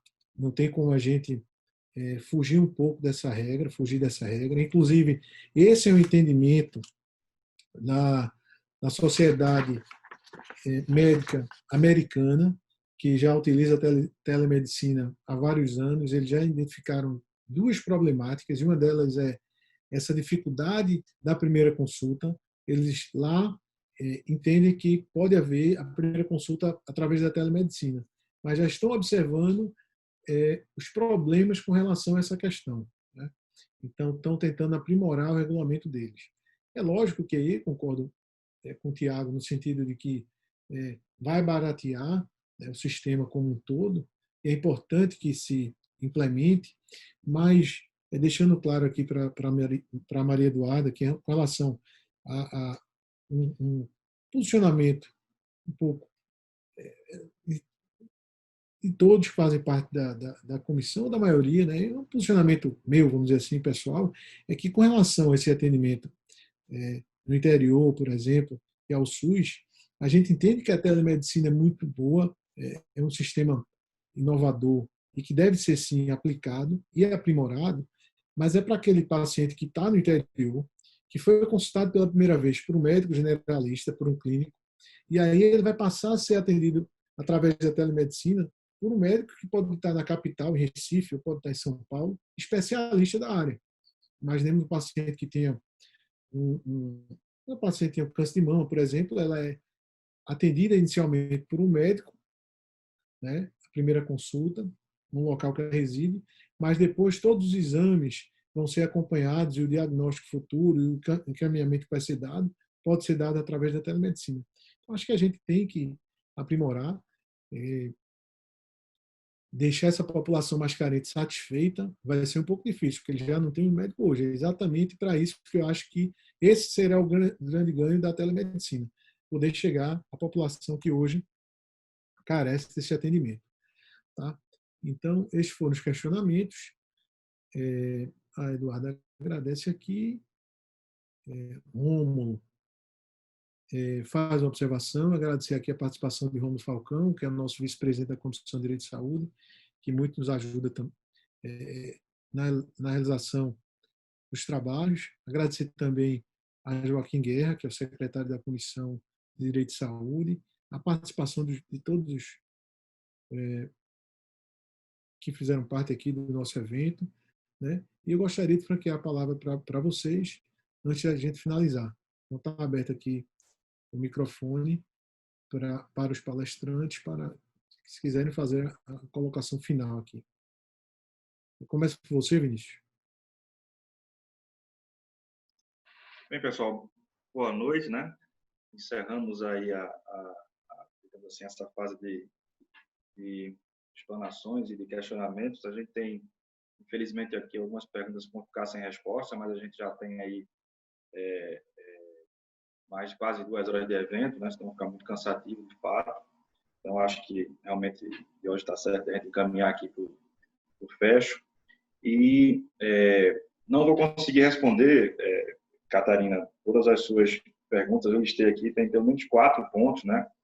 Em relação à hipervulnerabilidade do paciente do SUS, a discussão de vazamentos, a solidariedade da responsabilização aí do médico com a operadora, a discussão das esferas, né? Eliezer também fez umas ponderações relevantes aqui, inclusive aí do judiciário se arvorando competente para julgar ética. Será que ele não está invadindo competência aí? Ele vai dizer o que é ético e o que não é ético, né? Será que o judiciário quer julgar tudo, mesmo que não seja de competência dele? Da mesma forma que o CFM, às vezes, quer se arvorar de uma competência que não tem? Porque o que a gente tem aqui é esse problema. O que nós temos aqui, no ponto de análise micro, a lei diz uma coisa, o CFM tem um entendimento, e até mesmo tocante à consulta, a gente tem dúvida. Então, isso que algumas pessoas questionaram aqui, e nesse ponto eu queria centrar minha fala final, que é a possibilidade da realização da consulta como nós estamos fazendo, como sabemos que está acontecendo, né, que a Lei 13.989 permite, porque está lá expresso a questão da assistência e fala expressamente em consulta, nesse momento pandêmico, que é uma situação de urgência, que é uma situação de emergência, que se enquadra dentro do permissivo lá do 37, na minha leitura, porque é uma situação de urgência e de emergência. E a leitura que muitas vezes se faz é que isso não seria possível, né? A partir daquela menção do ofício, em que você não tem expressamente ali a previsão da teleconsulta. Bem como você teria situações elegíveis para consulta e que o risco do deslocamento da sua casa para um hospital ou para um ambiente de consultório médico seria mais do que suficiente, diante dessas circunstâncias da pandemia, para justificar a teleconsulta, né? Então, são circunstâncias que realmente precisam ser bem regulamentadas para evitar justamente esses problemas. Que problemas? A dificuldade do empresário que quer desenvolver a sua atividade e o temor do médico que quer desenvolver a atividade pensando no paciente e fica preocupado se, ao realizar esse ato, não vai receber, né, um processo ético-profissional ou, eventualmente, uma ação de responsabilidade civil, como colocou aí Catarina. Tudo isso sem falar no direito à informação, que está reforçado na própria lei e que está presente no CDC nas relações privadas, está presente nos regramentos deontológicos, né, lá no próprio Código de Ética Médica e em inúmera legislação, né, esparsa do Conselho Federal de Medicina, como recomendações, inclusive, no tocante ao consentimento informado. As próprias portarias do Ministério da Saúde têm consentimento informado presente. Então, o tema do consentimento informado, né, que é um tema que é caro para Diógenes, que foi lá o estudo monográfico dele na conclusão do curso de Direito, que foi o tema da minha base, da minha dissertação também, que é a responsabilidade civil, e trabalha com a questão do consentimento informado. Então, essas questões, elas voltam à tona porque o paciente ele precisa estar devidamente cientificado de todas essas questões durante a teleconsulta. e muito mais nessas circunstâncias todas. E aí, juntando tudo isso com a dificuldade que a gente ainda está tendo de compreender se a gente vai ter ou não a vigência da LGPD, né? A gente não sabe se vai entrar em vigor agora, se vai ser esse ano, como é que vai, como é que não vai. Contrato um DPO para minha empresa, não contrato, vou colocar uma política. Não, é para usar as chaves do ICP, não é para usar. Então, assim, é um momento importante para que essas discussões sejam feitas, e aí parabenizo mais uma vez a Diógenes e a ESA por esse debate, porque essas discussões elas têm que ser feitas, e têm que ser feitas com cuidado, com atenção, para que no futuro, aquilo que a gente está questionando aqui possa ser resolvido, ou seja, soluções têm que ser germinadas, discutidas, para que a gente possa, eventualmente, apresentar uma proposta de uniformização, como colocou Catarina, pela dificuldade, né? Não, vamos usar as chaves públicas, o governo federal pode, como fez agora no regime de urgência, a união do Conselho Federal de Farmácia, o Conselho Federal de Medicina e o Instituto Nacional de Tecnologia para criar essa plataforma, né?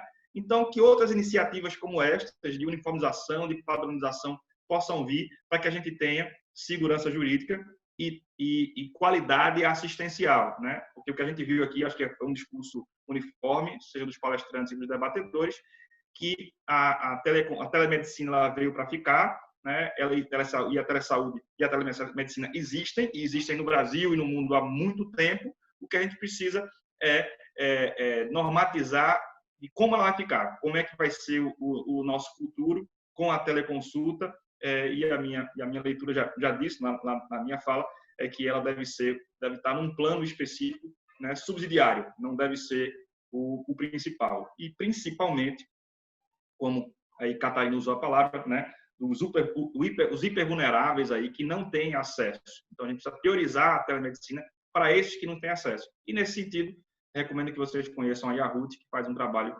excepcional dentro dessas circunstâncias. Obrigado, presidente. Me alonguei demais, queria falar um pouco menos. Obrigado. Obrigado. Antes de passar a palavra para os demais, eu gostaria aqui de compartilhar o posicionamento de Rômulo Mário Falcão, que, como eu disse anteriormente, é o vice-presidente da comissão, atua na área de direito médico também, especificamente na área de defesa das operadoras.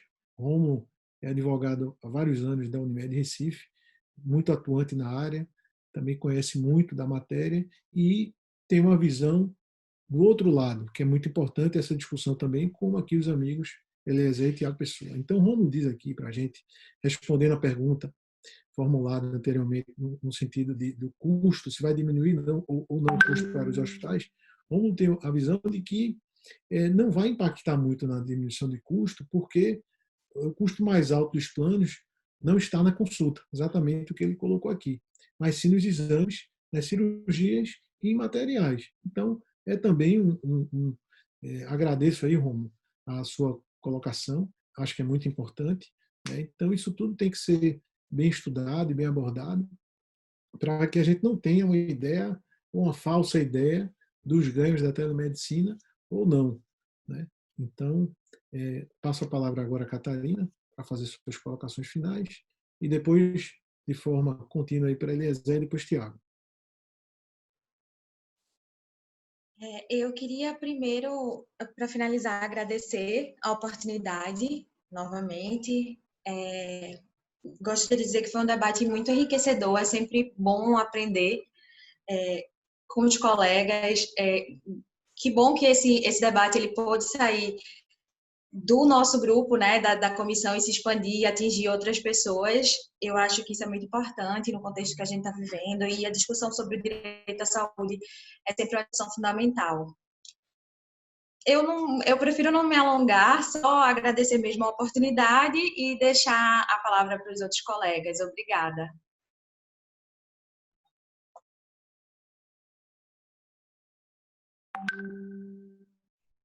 Obrigado, Catarina. Eliezer, amigo, você com a palavra.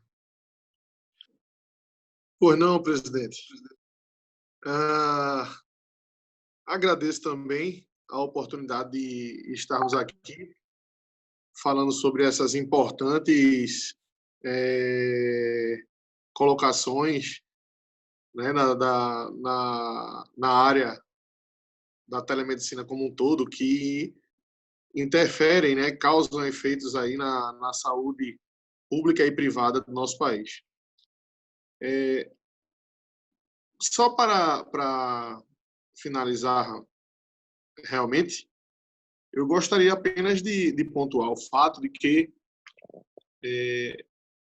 de fato, a telemedicina ela entrou nas nossas vidas de forma mais intensa por conta do momento pandêmico, né? Isso é indiscutível. Então, assim como várias situações da nossa vida mudaram e nós tivemos que nos adaptar,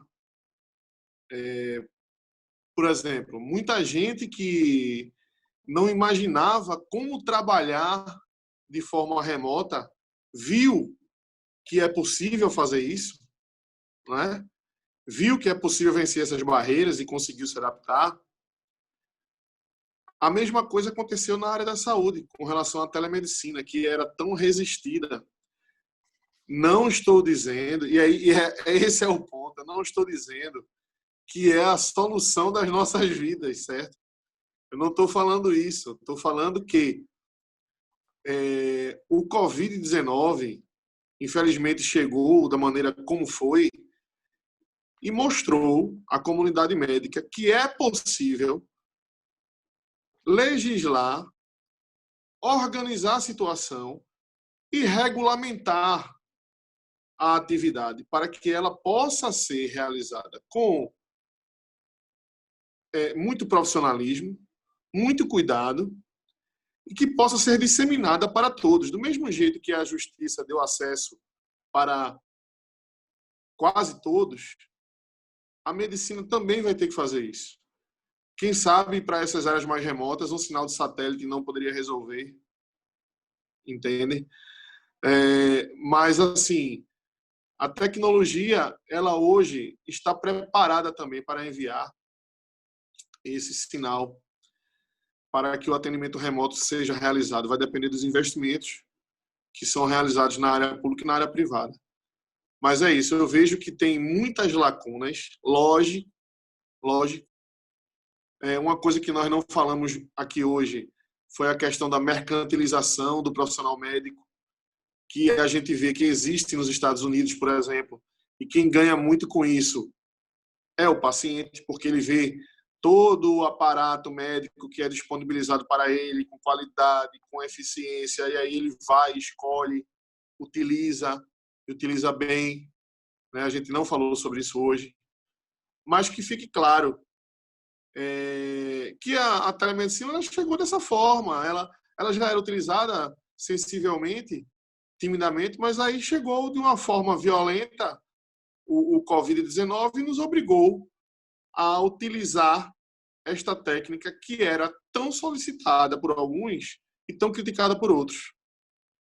Acredito que mais na frente, neste momento pós-pandemia, haja essa regulamentação, haja essa organização, né? E quando eu falo momento pós-pandemia, é aquele momento que exista um fármaco efetivo, uma vacina, né? Mas que a sociedade observe como é que o vírus vai se comportar e como é que nós podemos utilizar este serviço remoto para beneficiar a todos. Então, aí eu me despeço, mando um abraço para toda a Comissão de Direito de Saúde da OAB, para os colegas que expuseram aqui hoje à noite e todos que estão com muita paciência nos assistindo até o momento. E para os que saíram também. Abraços. Tiago. Eu vou ser breve porque a hora já está avançada. Eu queria, enfim, o Romo fez a contribuição dele, que eu queria dizer que, como eu ressaltei, o maior ganho, e isso aí já não é de agora, já existe em outros países, inclusive, é muito mais utilizado que aqui, principalmente na Europa. O maior ganho, com a possibilidade, e aí eu falo, trazendo para a telemedicina, é da medicina preventiva. Entendeu? Então, assim, pode ser que com a telemedicina a gente atraia, eu digo até por mim mesmo, talvez, assim, passei muito tempo sem fazer sequer exame. E aí fui, há um tempo atrás, fazer um exame por aí, tudo certo. Mas pode ser que se tivesse, assim, se tivesse possibilidade de telemedicina, talvez há 5 anos atrás, já tivesse encostado com o médico por telemedicina, feito a coleta de exame, coleta do exame em casa, no escritório e, enfim, faria o acompanhamento. E poderia ser que isso me prevenisse disso no futuro. Então, a questão de diminuição, efetivamente, dos custos da saúde, de forma significativa, é ao longo prazo. E, no mais, eu queria agradecer o convite e a atenção de todos. Bem, amigos, muito obrigado. A gente está se encaminhando aqui para o final. Eu gostaria novamente de agradecer a ESA Pernambuco, em nome de Mário Guimarães, que nos ajudou bastante na realização desse evento. Agradecer a participação de todos. Acho que é um tema muito importante, realmente nós temos que discutir cada dia mais. Agradecer a professora Vinícius Calado, a Catarina Lemos, a Eliezer, o Ei, a Tiago Pessoa. Muito obrigado, amigos. E espero que a comissão possa fazer mais um evento sobre o tema ou um tema mais específico, como colocado bem para o Eliezer. Então, dou por encerrado nosso evento, tá? E boa noite a todos. Um abraço. Obrigado. Boa noite, até mais. Obrigado, pessoal. Até logo. Boa noite. Boa noite. Até logo.